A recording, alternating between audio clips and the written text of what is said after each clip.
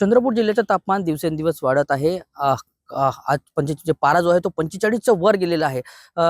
अनेक जे सडक आहेत ते सुनसान झालेले आहेत आणि दुपारी 12 ते 4च्या वेळेस नागरिकांनी निघू नये अशा सूचना देखील दिलेल्या आहेत.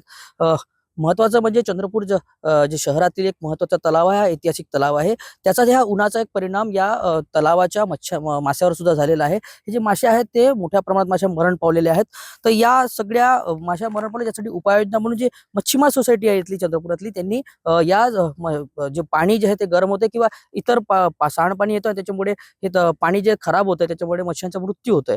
याच्या उपाययोजनेसाठी मोठ्या प्रमाणात जे आहे ते झाडाची फांद्या आहेत ते जे त्या तलावात टाकलेले आहेत. त्याच्यामुळे एक सावली तयार होईल आणि त्यांना एक लपण्यासाठी मच्छ्यांना एक जागा तयार होईल आणि त्यामुळे शेवाळ तयार होऊन त्यांना खाद्यही भेटेल. अशा प्रकारची उपाययोजना केलेली आहे. त्याच्यामुळे कुठेतरी या मच्छ्यांना संरक्षण मिळेल आणि महत्वाचं म्हणजे तलावाचं जे पाणी आहे ते आता उन्हाळ्यामुळे आटत चाललेलं आहे. या सगळ्यासाठी या मच्छीमार सोसायटी आता इथे प्रयत्न करत आहे की या मत्स्यांचा जीव वाचावा, सोबत यांच्या जे व्यवसाय तोही ठीक राहावा, यासाठी हा सगळा प्रयत्न चालू आहे. पण चंद्रपूरचे जे पारा जे आहेत तो दिवसेंदिवस वाढत आहे. त्याच्यामुळे जिल्हा प्रशासन, महानगरपालिका प्रयत्न करतच आहे. नागरिकांनी आपली काळजी घ्यावी असे आवाहन देखील जिल्हा प्रशासन केलेले आहे.